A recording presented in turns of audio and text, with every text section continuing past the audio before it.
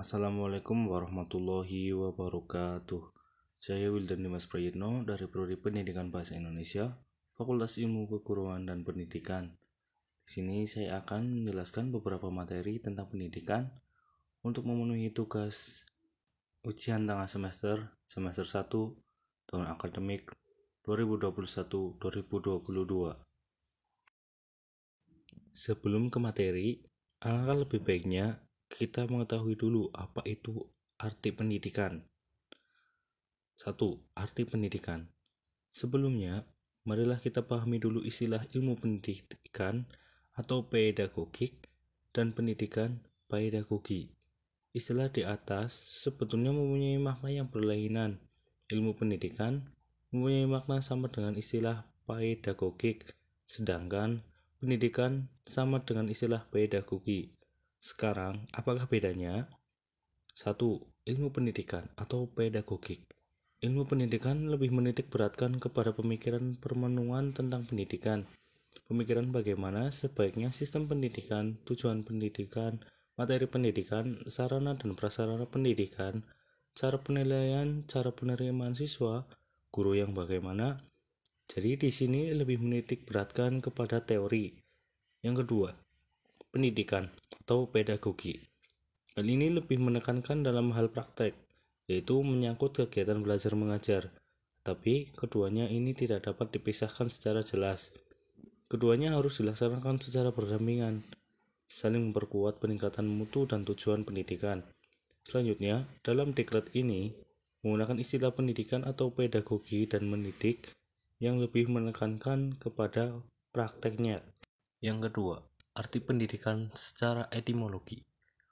Pedagogi berasal dari bahasa Yunani, terdiri dari kata pais yang artinya anak dan again yang berarti membimbing. Jadi, pedagogi yaitu bimbingan yang diberikan kepada anak. Terus yang ketiga, secara definitif pendidikan atau pedagogi diartikan oleh para tokoh sebagai berikut. Yang pertama, menurut Hugeveld, mendidik adalah membantu anak supaya ia cukup cakap menyelenggarakan tugas hidupnya atas tanggung jawab dirinya sendiri.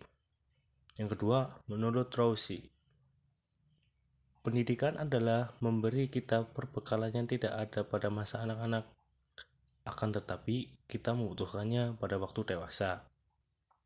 Yang ketiga, menurut Ki Hajar Dewantara, mendidik adalah menuntun segala kekuatan kodrat yang ada pada anak-anak agar mereka sebagai manusia dan sebagai anggota masyarakat dapat mencapai keselamatan dan kebahagiaan yang setinggi-tingginya. Jadi, dapat kita simpulkan bahwa pendidikan adalah proses pembekalan ilmu yang dilakukan sejak dini untuk menghadapi masa depan sebagai orang dewasa agar hidup selamat dan bahagia. Dalam video ini, saya akan menjelaskan beberapa materi, yaitu 1. Tujuan pendidikan, 2. Karakteristik pendidikan, 3. Contoh pendidikan, 4. Kolerasi pendidikan, 5. Metode pendidikan, dan yang keenam, alat bantu pendidikan. Materi yang pertama, tujuan pendidikan. Tujuan pendidikan adalah seperangkat hasil pendidikan yang dicapai oleh peserta didik setelah diselenggarakan kegiatan pendidikan. Seluruh kegiatan pendidikan, yakni bimbingan, pengajaran, atau latihan, diarahkan untuk mencapai tujuan pendidikan itu. Dalam konteks ini, tujuan pendidikan merupakan komponen dari sistem pendidikan yang menempati kedudukan dan fungsi sentral. Itu sebabnya, setiap tenaga pendidikan perlu memahami dengan baik tujuan pendidikan tersebut. Tujuan pendidikan nasional juga tertuang dalam Undang-Undang 1945 pada alinea keempat yang berbunyi mencerdaskan kehidupan bangsa. Menggambarkan cita-cita bangsa Indonesia untuk mendidik dan menyamaratakan pendidikan ke seluruh penjuru Indonesia agar tercapai kehidupan berbangsa yang cerdas. Sedangkan menurut Undang-Undang Nomor 20 Tahun 2003 Pasal 1 Ayat 2 menyebutkan mengenai arti dari pendidikan nasional yang berbunyi, pendidikan nasional adalah pendidikan yang berlandaskan Pancasila dan Undang-Undang Dasar Negara Republik Indonesia tahun 1945 yang berakar pada nilai-nilai agama, kebudayaan nasional Indonesia, dan tanggap terhadap tuntutan perubahan zaman. Jadi, dapat kita simpulkan bahwa tujuan pendidikan itu adalah untuk mengembangkan kemampuan dalam ilmu pendidikan atau ilmu pengetahuan untuk membentuk watak serta peradaban bangsa agar tidak ketinggalan zaman. Yang kedua, karakteristik pendidikan. Karakteristik memiliki arti sifat-sifat kejiwaan, akhlak atau budi pekerti yang membedakan seseorang dari yang lain, tabiat, dan watak. Definisi karakteristik adalah fitur pembeda dari seseorang atau sesuatu. Karakteristik didefinisikan sebagai kualitas atau sifat. Karakteristik adalah kualitas tertentu atau ciri khas dari seseorang atau sesuatu. Karakteristik pendidikan adalah sifat dari pendidikan itu sendiri yang memiliki ciri khas tersendiri untuk program yang mendidik. Contoh dari karakteristik pendidikan adalah sebagai berikut. Yang pertama, ilmu pendidikan yang bersifat otonom.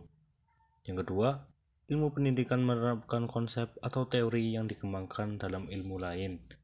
Yang ketiga, ilmu pendidikan lebih tepat digolongkan ke dalam rumpun-rumpun ilmu perilaku, ilmu-ilmu sosial, dan ilmu-ilmu budaya yang bersifat deskriptif dan reflektif.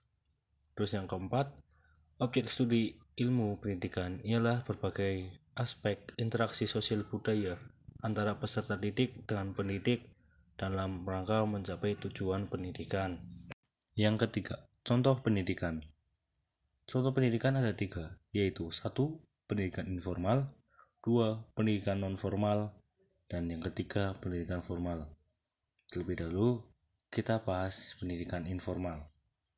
Pendidikan informal adalah proses yang berlangsung sepanjang usia sehingga setiap orang memperoleh nilai, sikap, keterampilan, dan pengetahuan yang bersumber dari pengalaman hidup sehari-hari. Pengaruh lingkungan termasuk di dalamnya adalah pengaruh kehidupan keluarga, hubungan dengan tetangga, lingkungan pekerjaan, dan permainan, pasar, perpustakaan, dan media massa. Pendidikan informal adalah jalur pendidikan yang dilakukan di lingkungan keluarga dan lingkungan sekitar, di mana kegiatan belajarnya dilakukan secara mandiri. Contoh dari pendidikan informal itu sendiri yaitu 1. Pendidikan budi pekerti, 2. Pendidikan agama, 3. Pendidikan etika, 4. Pendidikan sopan santun, 5. Pendidikan moral, dan yang keenam, sosialisasi dengan lingkungan. Selanjutnya ada pendidikan non-formal. Pendidikan non-formal adalah jalur pendidikan yang dilaksanakan secara terstruktur dan berjenjang. Hasil pendidikan non-formal dapat dihargai setara dengan hasil program pendidikan formal setelah melalui proses penilaian penyetaraan oleh lembaga yang ditunjuk oleh pemerintah atau pemerintah daerah dengan mengacu pada standar nasional pendidikan. Jenis pendidikan non-formal itu sendiri yaitu 1. Pendidikan kecakapan hidup, 2. Pendidikan anak usia dini, 3. Pendidikan kepemudaan, 5. Pendidikan pemberdayaan perempuan, dan yang keenam pendidikan keterampilan dan pelatihan kerja. Yang terakhir adalah pendidikan formal. Pendidikan formal merupakan pendidikan di sekolah yang diperoleh secara teratur, sistematis, bertingkat atau berjenjang dengan mengikuti syarat-syarat yang jelas. Sebagai lembaga pendidikan formal, sekolah yang lahir dan berkembang secara efektif dan efisien dari masyarakat. Contoh pendidikan formal itu sendiri yaitu 1. Taman kanak-kanak atau TK, Raudatul Atfal atau RA. Yang kedua, sekolah dasar atau SD, Madrasah Ibtidaiyah atau MI. Yang ketiga, sekolah menengah pertama atau SMP, Madrasah Sanawiyah atau MTS. Yang keempat, sekolah menengah atas atau SMA, sekolah menengah kejuruan atau SMK, dan madrasah aliyah atau MA. Dan yang terakhir, perguruan tinggi, yaitu meliputi akademi, politeknik, universitas, sekolah tinggi, dan institut. Yang keempat, kolerasi pendidikan. Pendidikan mempunyai peran sangat penting dalam keseluruhan aspek kehidupan manusia. Hal itu disebabkan karena pendidikan berpengaruh langsung terhadap perkembangan seluruh aspek kepribadian manusia, di mana pendidikan adalah sebuah proses yang bertujuan untuk memanusiakan manusia. Berdasarkan Undang-Undang Sistiknas Nomor 20 Tahun 2003 Bab 1, bahwa pendidikan adalah usaha sadar dan terencana untuk mewujudkan suasana belajar dan proses pembelajaran agar peserta didik secara aktif mengembangkan potensi dirinya untuk memiliki kekuatan spiritual, keagamaan, pengendalian diri, kepribadian, kecerdasan, akhlak mulia, serta keterampilan yang diperlukan dirinya, masyarakat, bangsa, dan negara. Yang kelima, metode pendidikan. Pembelajaran merupakan sebuah proses yang mengandung serangkaian perbuatan guru dan siswa atas dasar hubungan timbal balik yang berlangsung dalam situasi edukatif untuk mencapai tujuan tertentu. Adapun yang termasuk dalam komponen pembelajaran adalah tujuan, bahan, metode, alat, dan penilaian. Ada bermacam-macam metode pembelajaran, diantaranya sebagai berikut, yaitu yang pertama, metode ceramah. Metode ceramah adalah metode yang memang sudah ada sejak adanya pendidikan, sehingga metode ini lebih sering digunakan dalam setiap pembelajaran dan dikenal sebagai metode tradisional. Yang kedua, metode proyek. Metode proyek adalah suatu cara mengajar yang memberikan kesempatan kepada para siswa untuk menggunakan unit-unit kehidupan sehari-hari sebagai bahan pelajarannya. Tujuan dari metode ini adalah agar mereka tertarik untuk belajar. Yang ketiga, metode eksperimen. Metode eksperimen adalah metode pemberian kesempatan kepada siswa, baik secara perorangan ataupun kelompok, untuk dilatih melakukan suatu proses atau percobaan. Dengan metode ini, diharapkan siswa bisa sepenuhnya terlibat dalam merencanakan dan melakukan eksperimen, menemukan fakta, mengumpulkan data, mengendalikan variabel, dan memecahkan masalah yang dihadapi secara nyata. Kemudian yang keempat, metode pemberian tugas dan pembacaan atau recitation. Dalam konteks ini, pemberian tugas berarti guru memberikan suatu tugas kepada siswa dan mengaitkannya dengan tugas-tugas yang lain. Dengan demikian, pemberian tugas adalah suatu pekerjaan yang harus diselesaikan oleh siswa tanpa terkait tempat. Kemudian yang kelima, metode diskusi. Diskusi adalah proses membahas suatu persoalan dengan melibatkan banyak orang, di mana hasil dari pembahasan tersebut akan menjadi alternatif jawaban dalam memecahkan persoalan. Orang-orang yang terlibat dalam pembahasan mengemukakan pandangan-pandangannya masing-masing terhadap persoalan yang dilontarkan. Selanjutnya, berbagai pandangan tersebut dianalisis dan dicari pandangan yang paling ideal dan paling mewakili dari semua pandangan peserta diskusi. Hasil dari analisis itulah yang kemudian menjadi jawaban alternatifnya. Kemudian yang terakhir, metode latihan. Metode latihan atau drill juga bisa disebut dengan metode training. Metode ini merupakan metode yang digunakan oleh guru untuk mengajar dalam upaya menanamkan berbagai kebiasaan atau keterampilan tertentu kepada siswa. Dengan begitu, mereka akan menguasai keterampilan atau kebiasaan baru, sehingga dapat dijadikan bekal dalam kehidupan mereka kelak. Yang keenam, alat bantu pendidikan. Alat bantu pendidikan bisa juga dinamakan dengan media pendidikan. Sedangkan media adalah alat saluran komunikasi, yakni saluran komunikasi antar pendidik dengan peserta didik dalam satu pembelajaran. Media ini adalah alat penghubung yang mampu menghubungkan atau mengkomunikasikan antara keduanya. Oleh karena itu, media adalah sesuatu yang penting bagi kelancaran pembelajaran. Contoh media pembelajaran. 1. Media audio. Macam-macam media pembelajaran audio berfungsi untuk menyalurkan pesan audio dari sumber pesan ke penerima pesan. Media audio berkaitan erat dengan indera pendengaran. Dilihat dari sifat pesan yang diterima, media audio dapat menyampaikan pesan verbal atau bahasa lisan atau kata-kata maupun nonverbal, yang berarti bunyi-bunyian dan vokalisasi. Contoh media seperti radio, tape recorder, telepon, laboratorium bahasa, dan lain-lain. Yang kedua, media visual. Macam-macam media pembelajaran visual adalah media yang hanya mengendalikan indera penglihatan. Jenis media pembelajaran visual menampilkan materialnya dengan menggunakan alat proyeksi atau proyektor. Pesan yang akan disampaikan dituangkan ke dalam bentuk-bentuk visual. Selain itu, fungsi media visual juga berfungsi untuk menarik perhatian, memperjelas sajian ide, menggambarkan fakta yang memungkinkan dapat mudah untuk dicerna dan diingat jika disajikan dalam bentuk visual.